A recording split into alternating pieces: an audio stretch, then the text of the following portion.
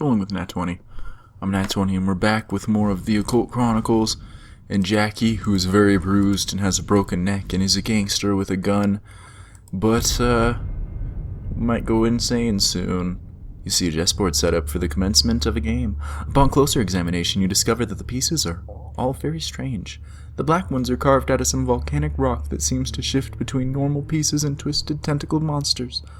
The white pieces, carved from alabaster, depict humans armed with all manner of weapons. You could swear that you see a knight that resembles yourself. Suddenly in the chair across from the chessboard is a grim specter of death. Your eyes widen in disbelief as apparition beckons you to sit and play. You must fight to keep your sanity.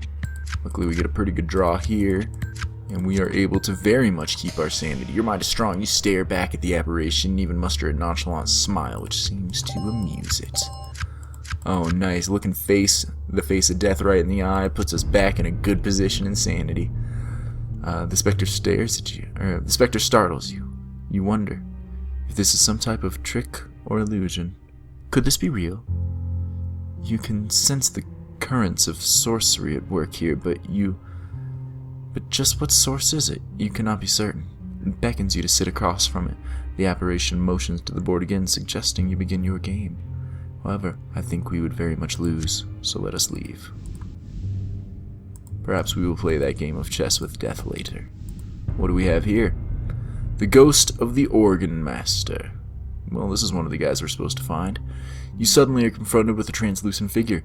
It seems dressed up in the attire of a previous era, perhaps the late 17th century. Your first impression is that it is not a hostile spirit. It seems to be considering you and taking in your measure.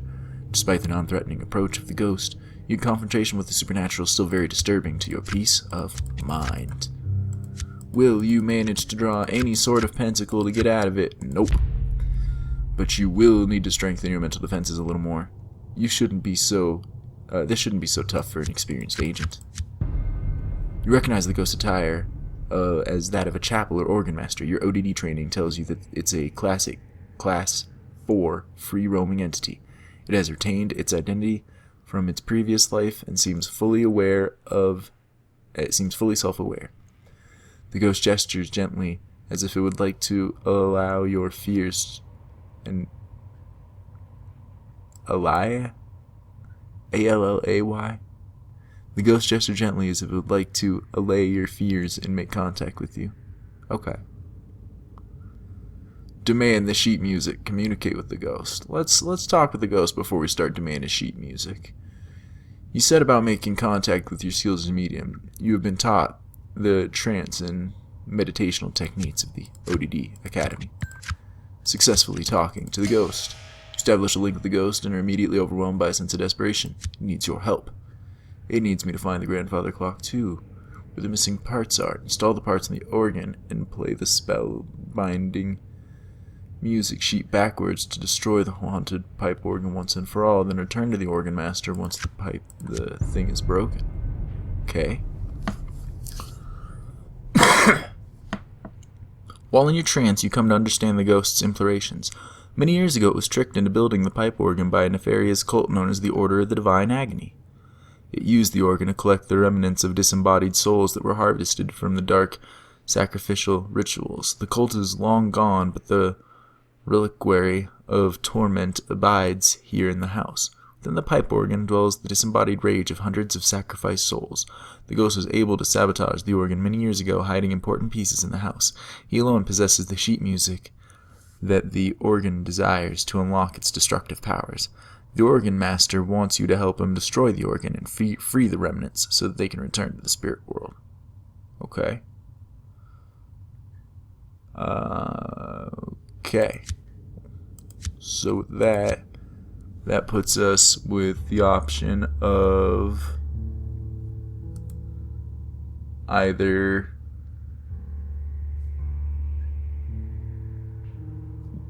helping out the organ master or the organ. So we can find the organ master who stole the parts, or we can play the sheet music backwards. Alright, so we'll be back to him after we find the grandfather clock. But we find a clue right here. Let's see if we end up needing it. A strange pendant. You find a pendant containing the carving of some tentacled monstrosity. Who would carry such a thing? The target level of the final challenge has been reduced by 1. A hallway. And a writhing mass of insects. Lovely. You notice the floor in front of you seems to be moving. You step closer thinking that it must be some sort of optical illusion. Suddenly you step on something and makes a squishing noise. You look down and see a writhing carpet of insects covering the floor. Scattered around the insects are the bones of its victims. Resist the horror, forget to read it, and usually automatically lose. Not this time, ha ha ha ha. Your mind is strong, you've seen things that are far worse. We end up reading this one like every scenario. You count dozens of different species and you wonder why they would be all gathered here together. The bones indicate a food source of some sort, but you wouldn't expect so many different types. Centipedes, cockroaches, ants, spiders. If you want to keep moving, you're going to have to step over them, or on them. Alright, so we'll just step back the way we came for now, because I don't think that we actually even need to go this way for anything. So just, nope, fuck that. Opens up that door. For right this moment, fuck that. Oh, a crossbow trap on the other side of that shit. You hear a twang and you look up to see crossbow bolt heading your way. Dodge out of the roll, combat roll, whoosh. Alright, that'll keep us safe. That'll keep us double safe. 2 kings. You drop to the floor and roll, avoiding the lethal bolt. We get an aura of fortune, which is some good luck, and another expertise token. How many does that put us at? 3. I'm gonna have to go with the cups because we've just had our cups dragged down so much, unfortunately. Otherwise, I'd want to go with the skill card to try to round out my character. A row of talking busts. You notice a row of sculpted marble busts against the wall. You count 4 until you notice that one has fallen to the floor and subsequently cracked in half. Sudden chill comes over you as you watch in amazement as the faces of the busts begin to move. Lips pucker and cheeks flex as they were swarming up for something. And then they begin to sing. Resist the horror.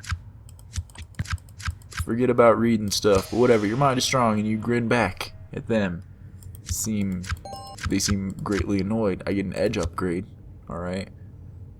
Yeah, let's get better at dodging traps, because that'll probably be the thing that kills us. The choir of talking heads continues unabathed, even though it has no further effect on you. The heads seem to be having too good of a time to stop. You are certain that some sorcerous curse has bound spirits to these busts as some form of punishment, but who is being punished, though, is an open question. Interpret the talking busts, attack them, use sorcery. We gotta interpret. You decide to use your expertise as medium to contact the busts' attention and see if you can find out what their story is. They might even have useful information, since they seem to have been sitting here for quite some time. Well, maybe, but not with those draws. Boom, you enter a trance and try to interrupt him. You raise your voice. You ask politely. They are too caught up in the singing to even notice you. Well, try again. Don't take no for an answer. Get in their faces about it. Dang. Again. More. You will listen to me. This is a bad draw, so they will probably not listen to me this round. But this time, listen to me. Here we go. Now they'll listen to me. They might even get lucky and have them listen to me a lot. Or a little. You enter a trance and start singing along with them. It's painful, but by messing up the words and being dreadfully out of tune, you get their attention. Soon they are begging you to stop. That's when you take control of the conversation. You get a quest to find the gargoyle statue and destroy it and retrieve the cursed coin inside. Then I can use the cursed coin to free the souls of the haunted busts. Interesting. The busts were once members of a family that resided here. The story is muddled and conflicting from the various heads, and you are sure that they are lying about what happened to some extent. But the short of it is that they were cursed by a Black Lodge sorcerer. They are unanimous in their opinion, though, that you can help them. The sorcerer also cursed a statue of a gargoyle. It resides somewhere in the house and contains a coin inside that, when used properly, can break the curse. What's this? A man-eating plant. You hear a rustling sound and pause to locate it, but it quickly stops. After waiting patiently, you start to move again, only to once more hear the strange rustling. It sounds like a bush being shaken for its berries.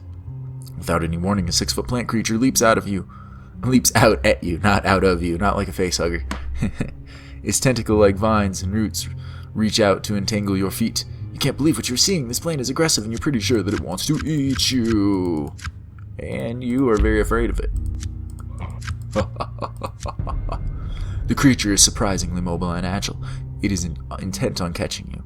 You can smell a sickly odor in the air as it releases a bunch of spores. That can't be good. You remember a case file that you read about. It was the 1915 Triffid event that began in Indochina and spread to Samarta and Malaysia.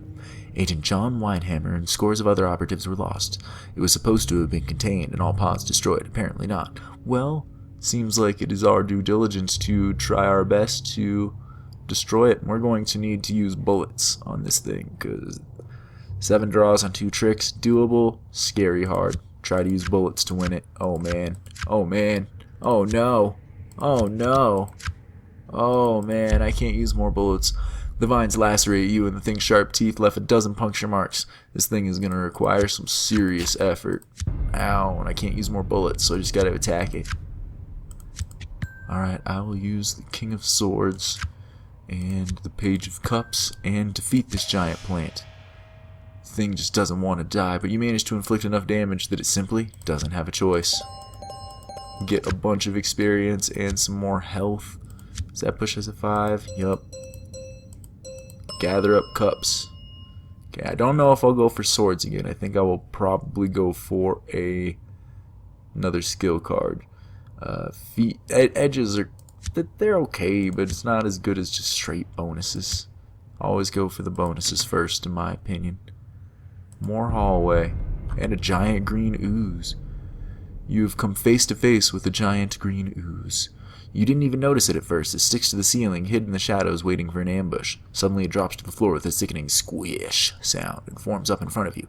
You feel a rush of adrenaline-fueled fear sweep over you. This lab experiment gone wrong could mean the end of you. And it is pretty scary. And alright. Eek, your mind is weak and you struggle to maintain your sanity. Eek, another sanity down. You thought that the last of these Lab 257 experiments had been hunted down and destroyed. It seems that you were wrong. You try and recall the warnings from the briefing. The creature will try and suffocate you by enveloping you in an amphimorphous slimy tissue.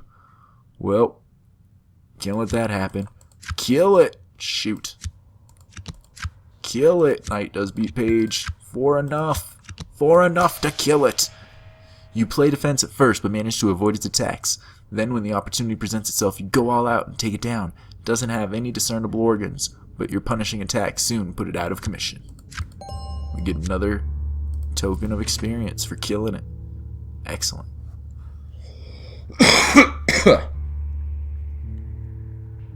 Let's explore this room. What do we got in here? Next story.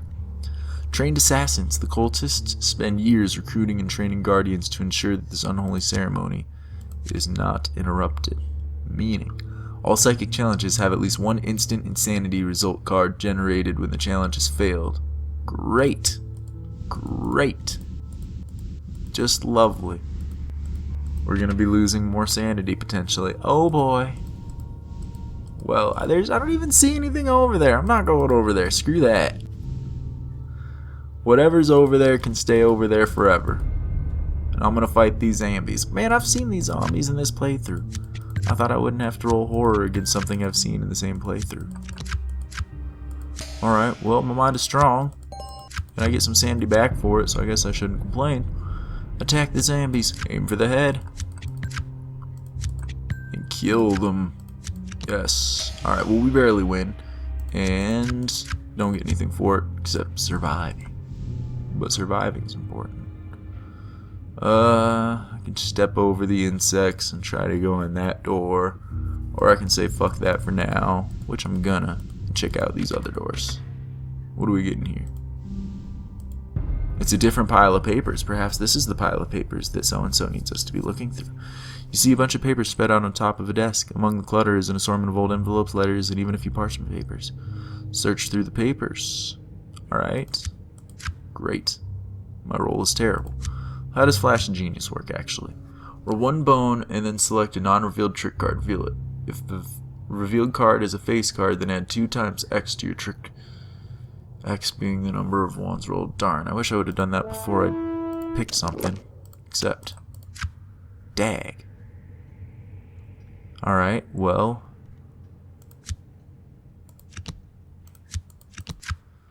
Hopefully. Dag. Dag! I could have picked any of those. Boo. I'm so unlucky on that. The ward placed on these papers is a tricky one. The caster was obviously very talented. You can't seem to break or evade it, even though it wasn't directly attuned to you. You discover that it can indeed harm you only after it is too late. I can look through them again because these are indeed the ones for the quest. So we'll try another Flash Genius. Roll up. Yeah. That one. Yeah. Wait, that didn't work how I thought it was supposed to. Roll one bone and then select a not revealed trick card and reveal it. If it is a face card, then add 2 times X to your trick points taken, where X is the number of ones rolled, then draw a card. I rolled a 6 and then I revealed the page. That should have given me 12. I thought. Well, I still win. You sense the ward, and since it is not directly attuned to you, you were able to defeat it temporarily. You quickly gather up the manuscript and pages and put them in your pocket. Alright, we got his information from when we go back and see him again. What do we got in here? The ghost teacher. You hear a faint tapping sound at first. As you step closer, you observe a large chalkboard covered in strange formulas and symbols. The equations seem to be writing themselves. Suddenly, a ghostly figure materializes in front of you. It turns away from the chalkboard and holds a piece of chalk in its ghostly hand. It seems to examine you. Your mind fights to stay focused despite the supernatural assault. What's this? But oh man, we're not gonna make it. We didn't make it. No, you're not sure if it is the ghost or the fact that you feel like school is back in session, but either way, your sanity is under assault. Alright, well, decide to use your psychic talents and skill to convince the ghost that it was dead and needs to move on to the spirit world? Maybe. You behold the ghost of what was obviously a school teacher. By the way she projects herself, you would guess that she must have lived in the mid or late 19th century. She seems to be looking around the room as if searching for something. Question from a student, perhaps. Can I don't know if I want to try that. We'll come back to this, I think. Maybe. Shit. Run away. Get out of there. Is there something else in here? No. Alright, let's try to dismiss. Shoot. This is not good. This is not good at all. You're not prepared for the desperation that has gripped this spirit. Definitely searching for something. Your head aches from the contact with the spirit. Yeah, let's not do that again. Let's escape for a while until we can be a little more safe about all this. Oh man, cultists patrol with pistols, and me with crappy draws. Oh no, that's okay. My draws are off screen. Alright, well I barely beat him. Win the battle. And don't get anything out of it. What are we getting here? Oh hey! It's another kitchen area. Maybe we can find the cook after all. But first we gotta deal with the thing in the oven. You stop dead in your tracks when you first see it. A large 19th century oven is shambling across the floor in front of you. It seems to rock back and forth as you hear the loud scrapes that it makes as it hobbles forward. A sudden chill shoots down your spine as you realize that you are confronting something otherworldly here.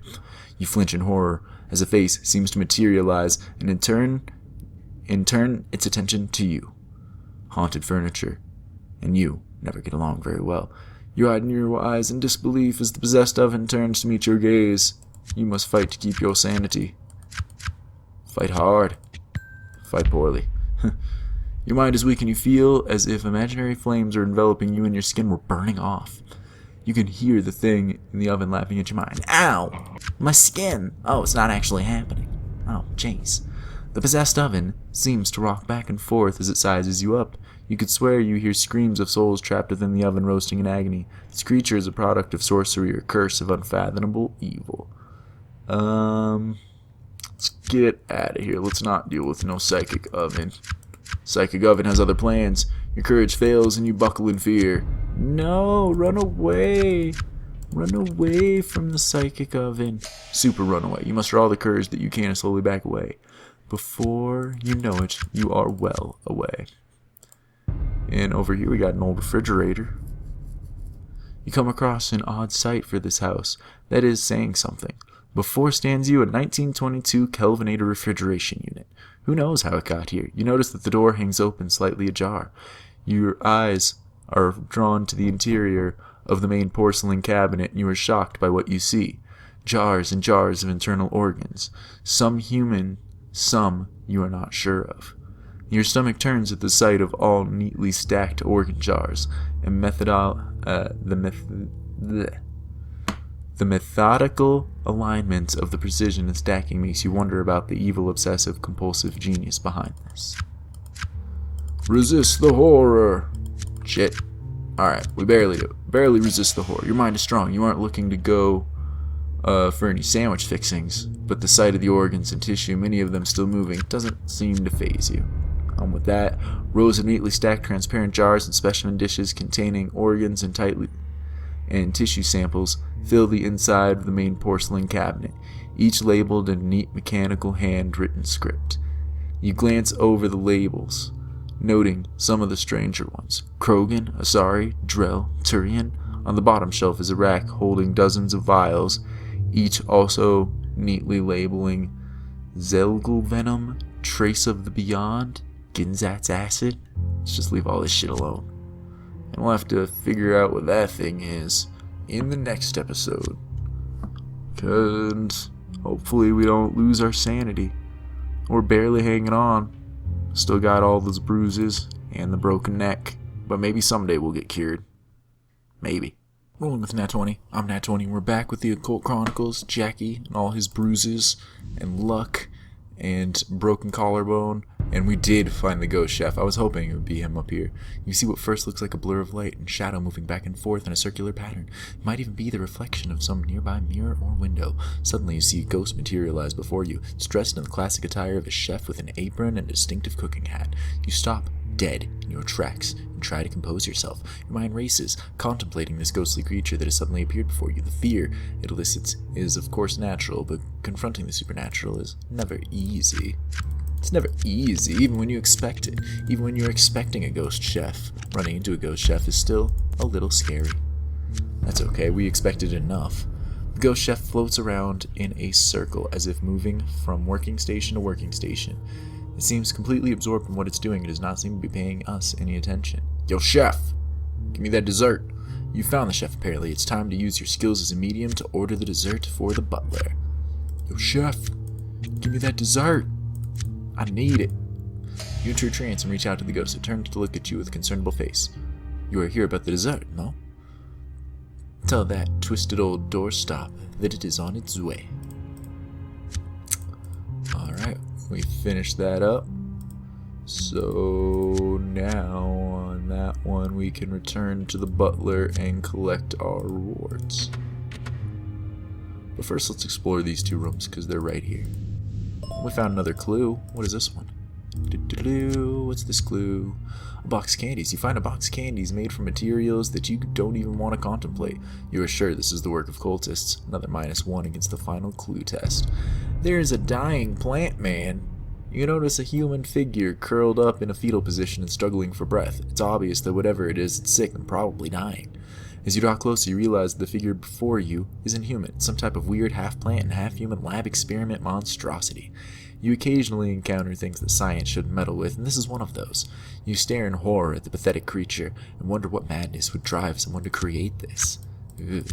It's going to be too creepy for us to overcome. Yep.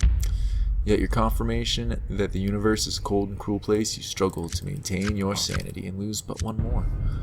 The dying plant man looks up at you expectantly. You think that you can recognize emotions in his facial expressions, fear and pain. In between labored breaths, it seems to be chittering like it was trying to communicate with you. Its message is plain. Please end this. You get sick just looking at it. You don't need to deal with it right now. Wow, that's cold. I don't even get a chance to try to put him out of its misery. A class 1 haunting. We'll just try to destroy the ghost. We've read that before. Darn, page does not beat night. Eek. Bad. Bad, bad, bad. I played it bad, but it wouldn't have mattered either way. You engage in a psychic duel with the ghost. It overwhelms your senses and gives you insanity. Instant insanity. You have lost your mind and is not coming back. You are now just another lost O.D.D. who never returned from mission. Who knows how long we'll be crawling and drooling around these dark halls. Wait, is that just instant death? Oh my god! An instant death card? I didn't expect that. Wow. I guess I should have expected that. I mean, this thing did say that insanity card, but I took that as an insanity loss, not an instant insanity card. Fuh.